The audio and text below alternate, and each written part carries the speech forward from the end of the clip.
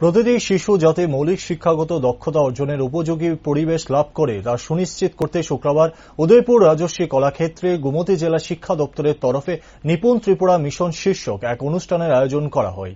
এই অনুষ্ঠানের মধ্যে দিয়ে গোমতী জেলায় 2023 মাধ্যমিক ও উচ্চ মাধ্যমিক পরীক্ষায় সেরা রেজাল্ট করা ছাত্রছাত্রীদের সংবর্ধনা দেওয়া হয়।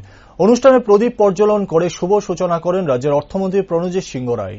ছিলেন মাতারবাড়ি বিধানসভা কেন্দ্রের নবনির্বাচিত বিধায়ক অভিষেক দেবরায়, বিধায়ক জিতেন্দ্র মজুমদার, গোমতী জেলা তথ্য সংস্কৃতি দপ্তরের অধিকর্তা মনোজ দেববর্মা, গোমতী জেলা শিক্ষা দপ্তরের অধিকর্তা জন ভিক্টর রিয়াং, গোমতী জেলার সভাধিপতি দেবল দেবরায় সহ অন্যান্যরা।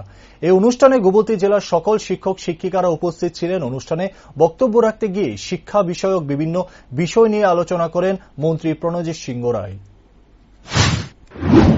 ভারত সরকার নিপুণ ভারত এই কর্মসূচি নিয়েছেন, যেখানে 5 জুলাই 2021 এবং তারই অঙ্গ হিসাবে আমাদের রাজ্যে আমরা এই নিপুণ ত্রিপুরা মিশন, যেখানে আমরা শুরু করেছি 8 নভেম্বর 2022 থেকে। খুব বেশি সময় হয়নি, যদি আমি নভেম্বরের 18 তারিখ থেকে ধরি, ডিসেম্বর, জানুয়ারি, ফেব্রুয়ারি, মার্চ, এপ্রিল, মে, বাস এই কয়েকটা মাসই আমরা এই কর্মসূচি আমরা নিয়েছি। তা মূলত এই কর্মসূচি কেন্দ্র করে কি উদ্দেশ্য সরকারের, কি হবে, সেই সম্পর্কে বিস্তারিত আলোচনা করেছেন যিনি আমাদের মাননীয় ডিরেক্টর এলিমেন্টারি এডুকেশনের বন্দ্যোপাধ্যায় মহোদয়।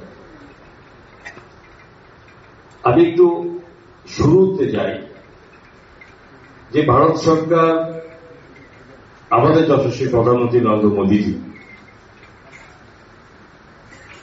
আসলে সারা বিশ্বের মধ্যে ভারত অন্যতম দেশ